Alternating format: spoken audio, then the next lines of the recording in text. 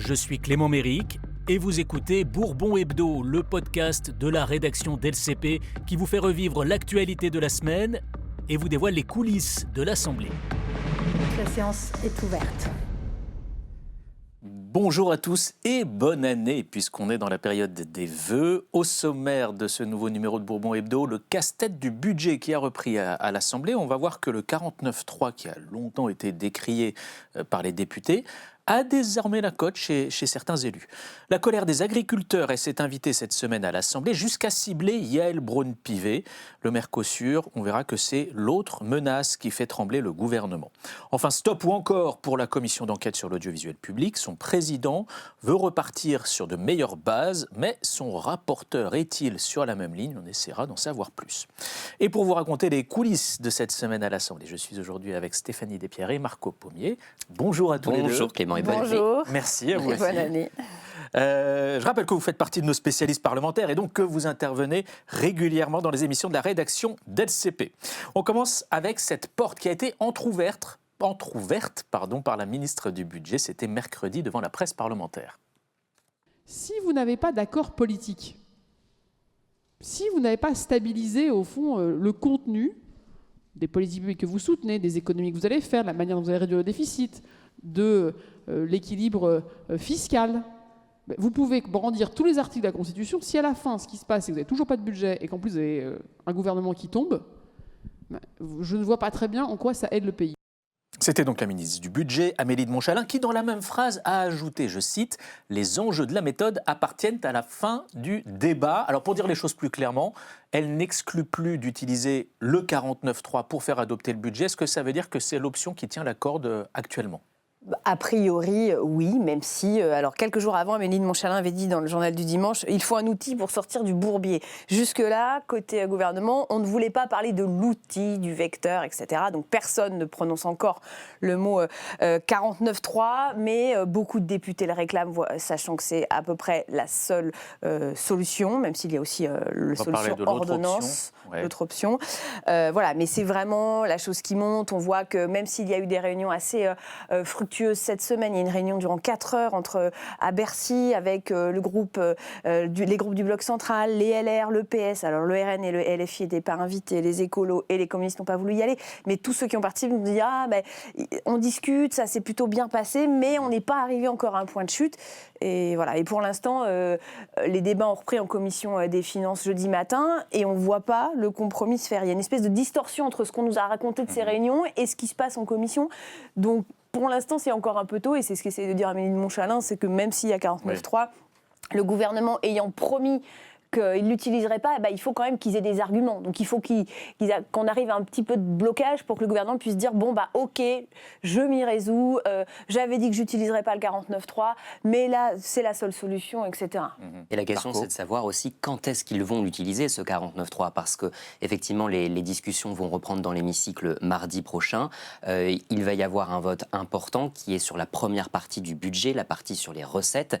Et à ce moment-là, il faudra décider si oui ou non, il faut déjà engager le 49.3 parce que si les députés rejettent cette partie, ça part directement au Sénat. Donc, il y avait quand même une petite discussion sur quand utiliser le 49.3. Est-ce qu'il faut laisser aussi les discussions aller jusqu'au bout, laisser les députés débattre pour, comme le disait Stéphanie, qu'à un moment donné, le gouvernement dise on vous a laissé débattre pendant des semaines, vous n'avez pas pris vos responsabilités, le gouvernement doit les prendre maintenant parce qu'il faut un budget pour le pays, quoi.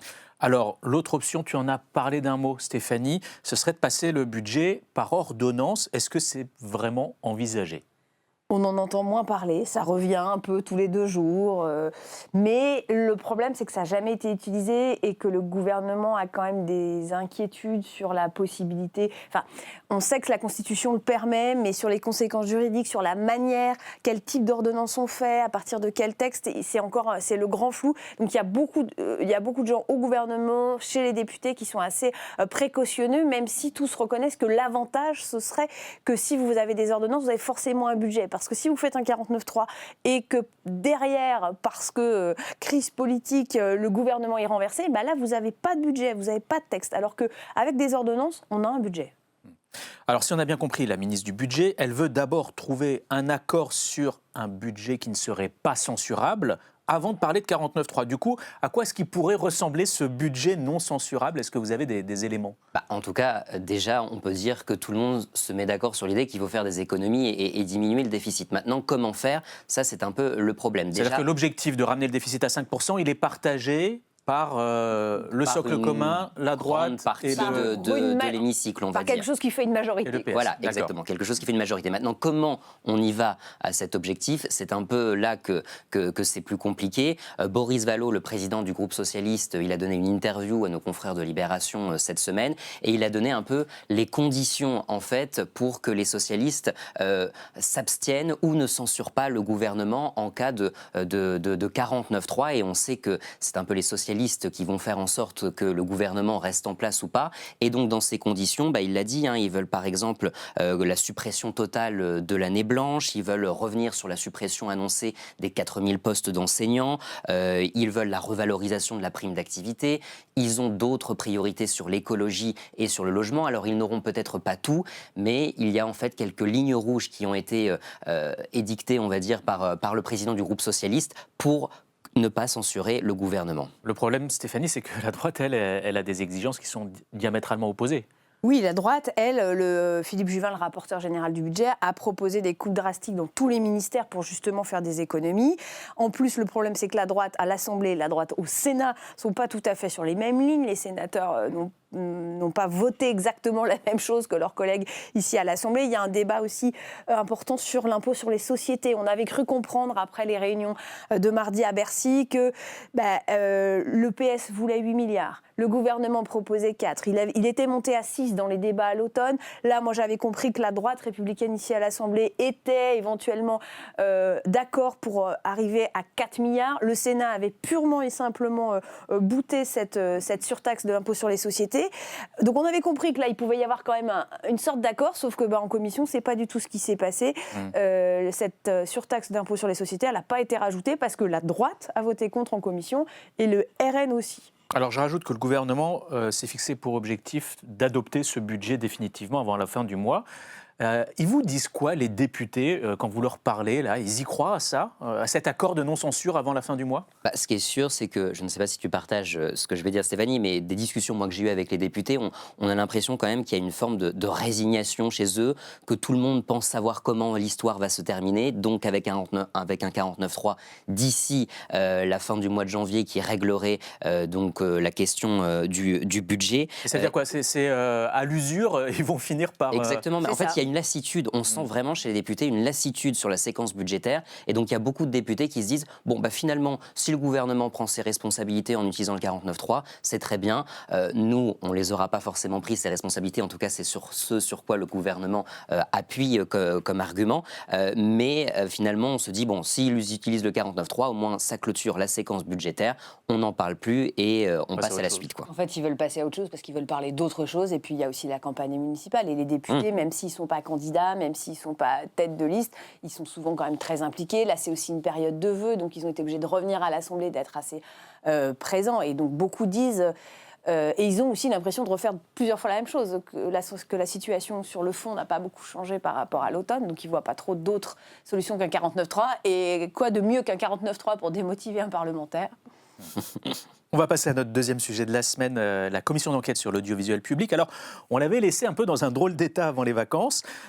Son président, Jérémy Patrielletus, a réuni ses membres.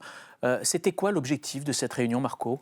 C'est vrai, il faut le rappeler que le président, Jérémy Patrielletus, le président de cette commission, il avait suspendu temporairement l'envoi des convocations dans le cadre de cette commission avant Noël. L'objectif, c'était quoi ? C'était de poser les sujets sur la table. On a vu que ça a été très chaud parfois durant les auditions, avec Sybille Veil, la présidente de Radio France, avec Delphine Arnaud, la présidente de France Télévisions, avec Patrick Cohen, Thomas Legrand, ces journalistes. Et donc l'idée, c'était de poser les sujets sur la table parce que Jérémy Patrielletus, il l'a dit dans un communiqué, il a remarqué en fait que les principes qui avaient été fixés en amont de cette commission, ils n'avaient pas été respectés. Donc on a posé les sujets sur la table et ils se sont parlé franchement. En décembre, il faut rappeler que la présidente de l'Assemblée elle-même avait écrit au rapporteur pour rappeler... Le rapporteur Charles Aloncle, qui est membre de l'UDR, le parti d'Éric Ciotti, allié de Marine Le Pen. Voilà, avait été rappelé à l'ordre par la présidente de l'Assemblée qui avait rappelé les règles des commissions d'enquête, disant qu'il fallait faire attention à la crédibilité de l'Assemblée, etc., etc. Et donc, qu'est-ce qui a été décidé ?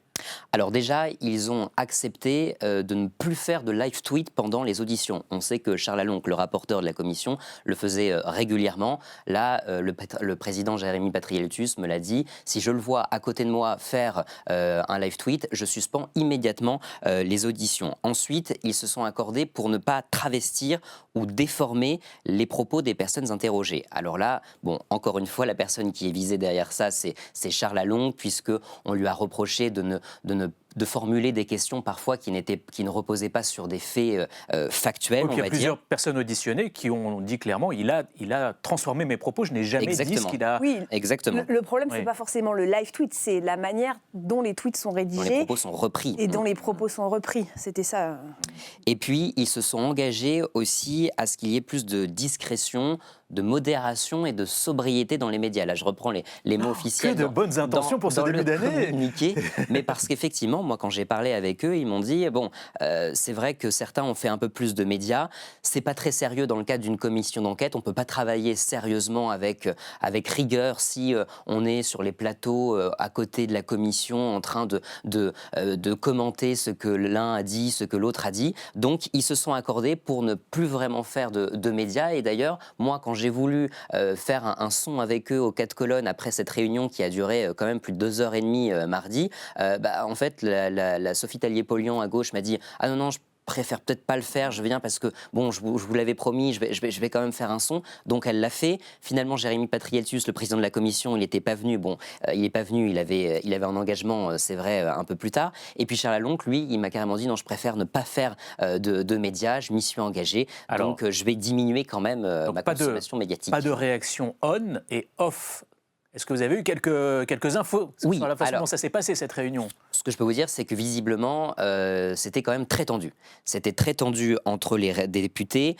Par exemple, on sait que Caroline Parmentier, dans le bureau de la commission au RN, ne voulait pas que l'on abandonne les live tweets parce qu'elle estimait que c'était une manière d'informer les citoyens. Charles Alonc, le rapporteur de la commission, lui a dit « Écoute, franchement, il vaut mieux que l'on fasse ça pour qu'on reprenne les auditions le plus rapidement possible. » On sait aussi qu'à gauche, Sophie Tallier-Polian voulait par exemple des auditions à huis clos parce que ça permettait en fait de ramener peut-être le calme dans ces auditions. Et puis le président Jérémy Patrieltus était totalement opposé à cette idée parce que le huis clos voulait dire que finalement on allait un peu censurer les débats alors que cette commission elle est très médiatique et très en vue quand même. Concrètement, qu'est-ce qui peut se passer si les auditions qui vont reprendre là virent à nouveau à la foire d'Empoigne ? Alors on ne sait pas exactement, mais c'est vrai que Jérémy Patrieltus me disait il faudrait qu'il y ait une réponse par graduation si jamais ça continuait à virer à la commission spectacle. Mais on connaît l'arsenal. Il n'y a pas vraiment de... Ouais. C'est pas très précis, il n'y a pas vraiment de règles. Certains m'ont dit quand même qu'il faudrait poser un acte politique sur la table et pourquoi pas que plusieurs membres du bureau, dont le président de la commission, démissionnent pour dire bon voilà, ou boycott, vous voulez faire cette commission spectacle, eh bien nous démissionnons, on vous laisse entre vous allez retrouver un président RN, etc. Mais du coup, cette commission aurait quand même une portée moins importante, aurait quand même moins de valeur puisque les membres de cette commission auraient démissionné, quoi. Donc, on n'est pas là, mais c'est possible. Je vous rappelle qu'au tout début du premier mandat d'Emmanuel Macron, il y avait la commission sur l'affaire Benalla qui, elle, pareil, avait tourné au pugilat et finalement les auditions s'étaient arrêtées très vite. Pas vraiment d'un commun accord, mais plutôt d'un commun désaccord. Sur décision de la présidente de cette commission qui était Yael Braun-Pivet. D'un mot, c'est quoi le programme pour les auditions à venir et est-ce qu'on sait quand est-ce qu'elles vont reprendre ? Eh bien, les auditions devraient reprendre la semaine du 19 janvier avec du coup des auditions des représentants, des salariés et des journalistes à France Télé et à Radio France. Et puis, ils vont aussi beaucoup se focaliser sur les productions, sur les producteurs, les maisons de production autour de ces auditions. Et est-ce qu'on sait si Nagui va être auditionné ? Parce qu'il y a eu une passe d'armes assez chaude entre lui et Charles Alonc. Entre Charles Alonc, effectivement, et Nagui. Sur les réseaux sociaux. Sur les réseaux sociaux, pour l'instant, ce n'est pas d'actualité. Nagui ne va pas être auditionné à l'heure où on parle, mais peut-être que ça pourrait être un nom qui finisse par sortir. On sait quand même que dans la commission, ils se sont mis d'accord quand même sur 90% des noms qu'ils allaient auditionner avant Noël et que visiblement, ça ne devrait pas poser problème dans les prochains jours. Alors moi, je pense quand même que la question de qui on auditionne va ressurgir assez rapidement, parce que j'ai discuté avec un député de gauche qui me disait mais Charles Lalonde, il veut auditionner la terre entière, il veut auditionner plein de journalistes stars, mais le problème c'est que c'est des gens qui n'ont pas de... Ils ont une responsabilité éditoriale, parce que c'est eux qui parlent dans l'écran, mais ils n'ont pas de responsabilité organisationnelle dans l'entreprise. Et du coup, il y a des députés de gauche qui trouvaient que ça allait trop loin, qu'il y avait la liste des personnes à auditionner était énorme, donc moi je ne serais pas surprise que le débat revienne et que... On parlait de Julien Lepers, et que les bonnes résolutions... Normalement, voilà. une commission d'enquête, ça dure 6 mois, hein, donc c'est pas non plus Ouais. Et extensif. que les bonnes résolutions de la réunion de mardi ne tiennent pas très On va suivre ça de près, évidemment, sur LCP. Allez, on termine avec ce qui s'est passé jeudi matin devant les grilles de l'Assemblée. Montrez que vous avez du poids, madame. À l'unanimité, les députés, ils ont voté contre le Mercosur. Montrez que vous avez du pouvoir. Nous, on compte sur vous, madame. Démission.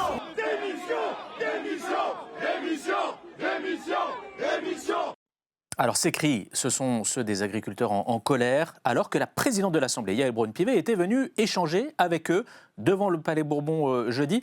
Ça a été assez chaud. Là, on a entendu les appels à la démission d'Yaël Braun-Pivet, mais c'est même allé au-delà, hein.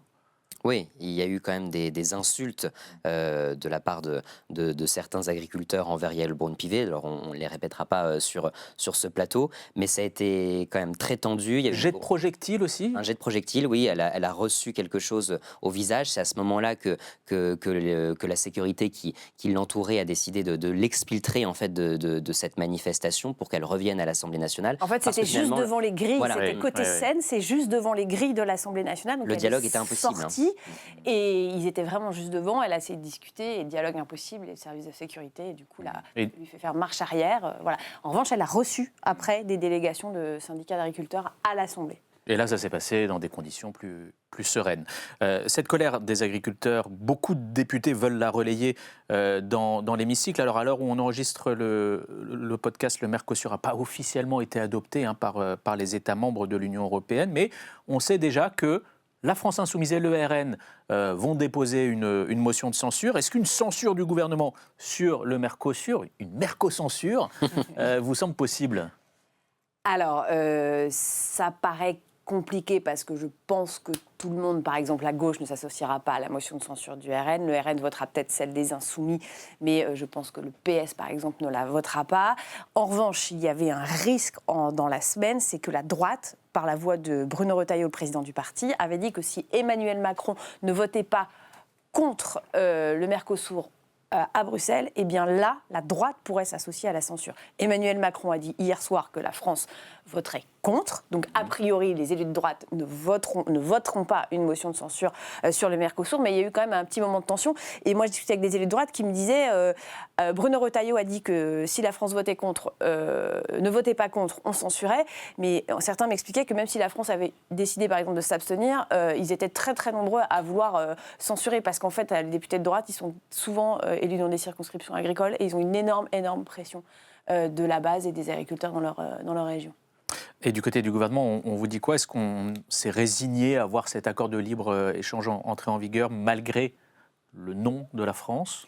Alors, ces derniers jours, le gouvernement disait beaucoup vendredi, ce n'est pas la fin de l'histoire, il faut ensuite une ratification par le Parlement européen. Là, on pourra porter notre influence. Bon, a priori, la France est quand même en position assez minoritaire, mais il faudra voir ce que donne le Parlement européen. Et puis, il y a l'idée aussi d'un recours auprès de la Cour de justice de l'Union européenne. Ça, c'est la deuxième cartouche, deuxième solution qu'a évoqué le gouvernement, qu'évoque aussi des parlementaires. Donc là, ça peut se jouer aussi en janvier. Et s'il y a un recours formellement déposé, là, c'est suspensif. Donc ça veut dire que le traité, je crois, ne peut pas entrer en vigueur tant qu'il n'y a pas eu la décision. Un mot peut-être de l'examen de la fameuse pétition contre la loi Duplon qui avait recueilli plus de 2 millions de signatures, hein, on le rappelle, c'était un record. Son examen par les députés était prévu cette semaine. Pourquoi est-ce que ça a été reporté? Ça a été reporté parce que la ministre de l'Agriculture, Annie Genevard, justement, elle était à Bruxelles pour parler de la politique agricole commune et du Mercosur. Et donc, ça a été reporté au 11 février prochain. Voilà, donc le débat aura bien lieu. Et il est très attendu, hein, parce qu'on le rappelle, hein, cette pétition, vous l'avez dit, elle avait recueilli quand même plus de 2 millions de signatures sur le site 100 000 et quelques de l'Assemblée cet été. Ouais. Et le report, l'agenda était parfait aussi pour le gouvernement. Parce que Oui, je pense ça tombait plutôt qu'en bien, pleine ouais, ça fait semaine pas de envie de se colère rajouter ça. agricole, un Parler de débat cette pétition, ouais, porté aurait par les été- écologistes contre la loi Duplon à l'Assemblée nationale Ça n'aurait aurait été un pas peu compliqué. vraiment arrangé les affaires de Ouais. l'exécutif. Eh bien, merci à tous les deux. C'est la fin de ce Bourbon Hebdo. On se retrouve donc la semaine prochaine avec, devinez quoi, le débat budgétaire qui reprend donc dans l'hémicycle. C'est mardi, hein, c'est bien ça. Voilà. C'est ça. Exactement. Bon week-end à tous et à la semaine prochaine. La séance est levée.